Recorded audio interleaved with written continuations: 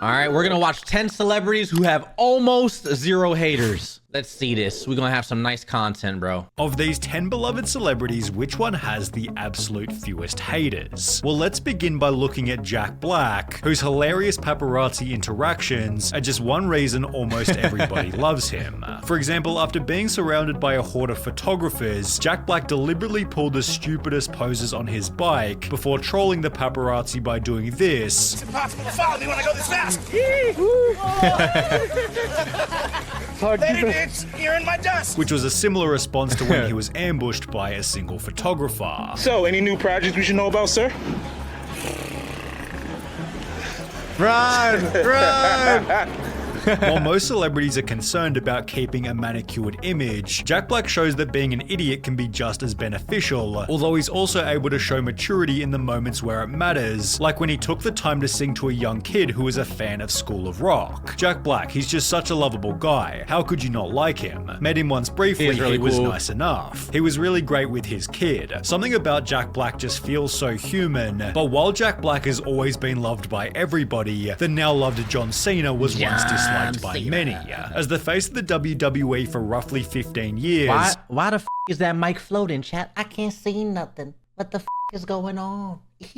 People have said about John Cena, I hated him when he was being shoved down our throats by Vince, while a Sportster article claimed he was disliked for being overpushed. This had only been done, however, because he was too perfect. He maintains a clean image outside of WWE, and is a perfect role model for kids who form a big part of WWE's fan base, and he carried the company on his back through and through for over 15 years. Damn. He was a reliable name for WWE during that time, not to mention he learned one of the world's hardest languages, just to further the company's presence. WWE has really never been able to penetrate China. So I figured if one of WWE's top superstars could bridge the language barrier, maybe we can get some relevancy over there. On top of this, John Cena holds the world record for granting 650 wishes through Make-A-Wish, which is especially crazy given no other figure has granted more than 200 wishes. When you experience something like the reward of a Make-A-Wish, if you're not moved, I don't know if you have a beating heart. How can haters hate on him? He's a good guy with a kind heart, Cena, you're the man. With all this in mind, it's no surprise Cody Rhodes stated, John's the ultimate role model. Although if we're talking about ultimate role models, then Steve... Yo, f them ass stingrays. F them stingrays. For real, f them little ass stingrays. F 'em. I'm so mad, bro. F out of here. Ass bitch. F them stingrays. My fault. Owen has to come next. Not only did he treat the media and his fans with respect, but of course animals too, using all of his income to purchase conservation areas. Have you guys seen, I'm sorry, bro. Last time I paused, but like, yo, have you guys seen the what? Oh, sorry, I got hiccups. Have you seen his son? His son, man? It's so awesome to see. Like, they look so much alike, bro. And he seems so happy and chill, too. It's crazy. 4 different countries. What good is a fast car, a flash house, and a gold-plated dunny to me? Absolutely no good at all. I've been put on this planet to protect wildlife and wilderness areas, which in essence is going to help humanity. And you know, money's great. I can't get enough money. And you know what I'm going to do with it? I'm going to buy wilderness areas with it. Every single cent I get goes straight into conservation. And guess what, Charles? I don't give a rip whose money it is, mate. I'll use it and I'll spend it on buying land. When interviewed by The Age in 2003, Steve used the interview to promote the protection of endangered species, and it seems his good nature was continued by the rest of his family. I never met Steve, but met the rest of the family when they were filming on Morton Island. Great bunch, friendly, approachable, so knowledgeable and willing to have a chat. Won us all over and were more than happy to join us for a drink in the evening. Steve Irwin was so kind toward animals that even after being killed by a stingray, fans have stated, I'm still a firm believer that Steve would have been like, Cricket, I'm so sorry Stingray, I didn't mean to scare you. You were just defending yourself and I was in your space. Yeah, true. That's probably his response, but f them stingrays, f them ass stingrays, f them. Come on, I don't f with them. Them.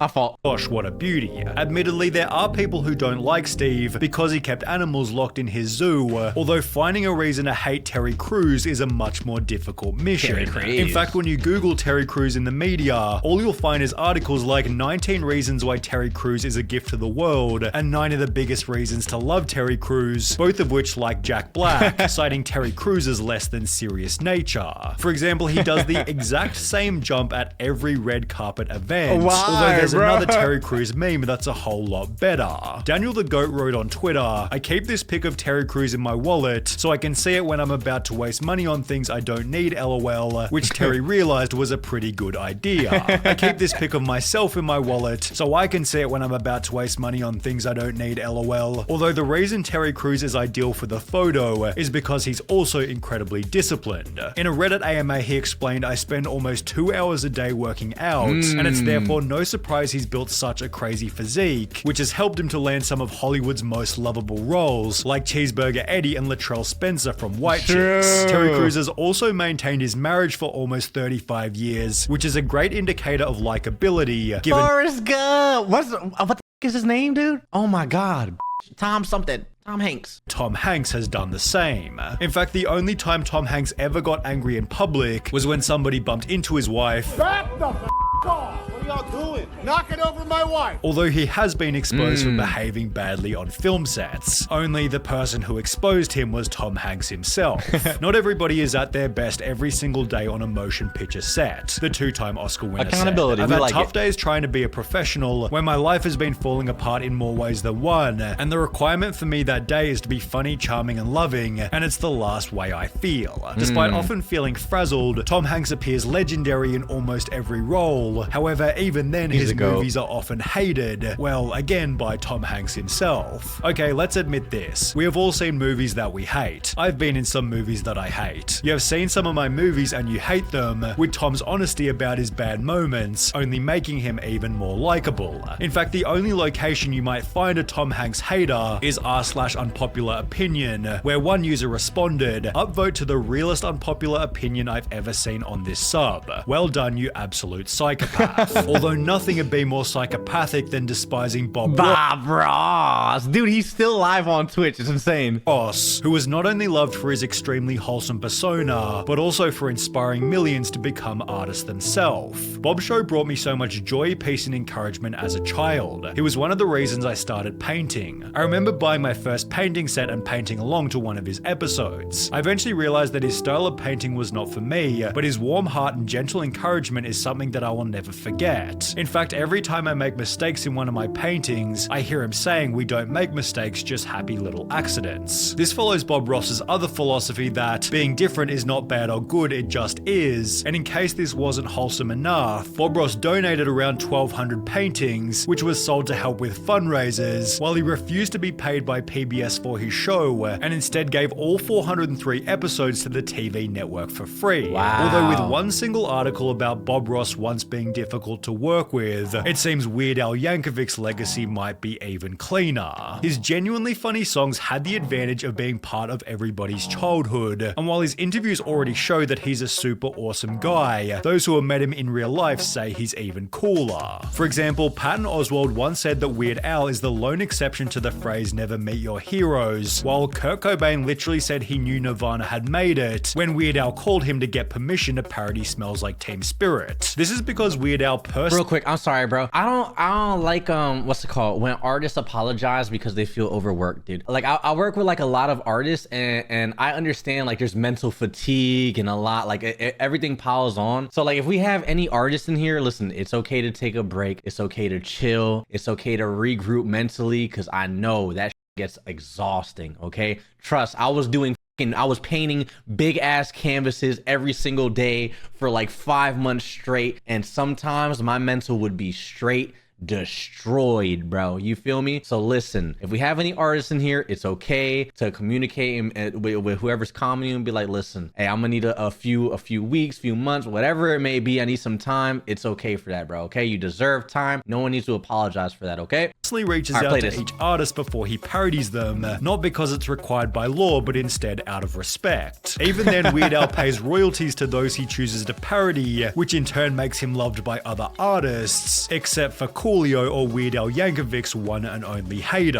After Weird Al parodied Gangsta's Paradise by instead making Amish Paradise, Coolio hated the song and chose to slam Weird Al on a different track, thus starting their feud. The two eventually squashed their beef 10 years later in 2006, with Weird Al's one and only public feud, placing him lower than James Buckley. His role as Jay in The In-Betweeners was of such legendary status, every viewer couldn't help but love him, but while his character in the show was braggadocious and sometimes sometimes mean-spirited, James Buckley was the opposite in real life. When he began uploading to YouTube in 2016, people realized James Buckley couldn't have been more humble, which has since helped him to become the highest paid star on Cameo. You're a Cameo millionaire. Whoa. Yeah, I don't want to rip people off. I charge 40 quid, you know, 2 mates can go in, 20 quid each, their other mate down the pub. The only real disaster in James Buckley's career was the In-Betweeners 10-year reunion, prompting him to tweet feeling pretty hated right now. Although given James Buckley is one of the... Oh, this is the Keanu Reeves is the GOAT, bro. No one hates Keanu Reeves. I'm gonna be completely honest with you. I would be lying though if I said like, damn, I'm kind of tired of seeing his ass, bro. And I'm not tired of seeing him, but I just feel like every time I see him, he's John Wick to me. I can't even watch The Matrix anymore because I just see him as fucking John Wick, dude. You know what I mean? Like, dude, I can't, bro. I can't. I gotta watch the newest Matrix too, but I feel like it's just gonna be John Wick. I can't unsee his John Wick film, dude. I feel like he just got too big with it, and now I don't know what to do with my life. Smallest celebrities on this list, Keanu Reeves has to come next. But he's a really nice person. His lack of haters can be summarized by 2 simple words: likable vibe. Keanu Reeves is known for being one of the most relaxed, humble, down-to-earth guys in Hollywood. He gave up his seat for someone on a train too. Like, he's so nice. That's something I would do because I'm so nice too. I'm nice like that. I do the same thing. Being spotted on subways and park benches as if he were just another person. On a subreddit dedicated to Keanu Reeves being awesome, the second top post of all time reads, "Actors that nobody hates annual meeting," followed by Keanu sitting beside Tom Hanks. In fact, Keanu Reeves is so loved on Reddit, he overtook Barack Obama to achieve the most upvoted AMA of all time, where he used most of the attention to prop up other actors. This discussion about him being loved only makes others join the train and like him also, although there's one more celebrity who likely has even fewer haters. The one and only Mr. Rogers. His lack of cynics requires little explanation. Can I be honest with you? I always thought he was kind of creepy. I don't hate him, but when growing up and I saw him on my grandma's TV, he kind of scared me. He scared me a little bit. Fred Rogers was simply unhateable. And then I would turn on the TV, I'll change the channel to Code Lyoko, and I'd just be going, hey, Bobby! Ah! My fault. His demeanor was so kind, calm, and caring that when his car was stolen from outside of the network, the thieves returned the car to the exact same spot 2 days later, with a note on the windscreen reading, "If we'd known it was yours, we never would have taken it." No way. Mr. Rogers was the definition of leading by example, as Fred's work for the greater good did not take the form of marching, rallying, or picketing. Fred didn't march against Jim Crow. He cast black actors on his program, with his kind nature certainly extending to outside of the show. I actually met him a few times when I was younger. I knew his grandson, and his personality wasn't just some facade he used on camera. He was genuinely one of the nicest people I've ever met. By all accounts, he actually was the kind and gentle man that he appeared to be on TV. In fact, this person thought hating Mr. Rogers was a sign of narcissistic parenting, with his likability being summarized by one single sentence: Mr. Rogers was, and in spirit remains, living proof that it's possible to conquer evil with kindness. He needs a full video. I think I agree, bro, because I don't really know a lot about Mr. Rogers. He seems like the GOAT though. Oh, W message, W video. I like that video. Like, comment, subscribe.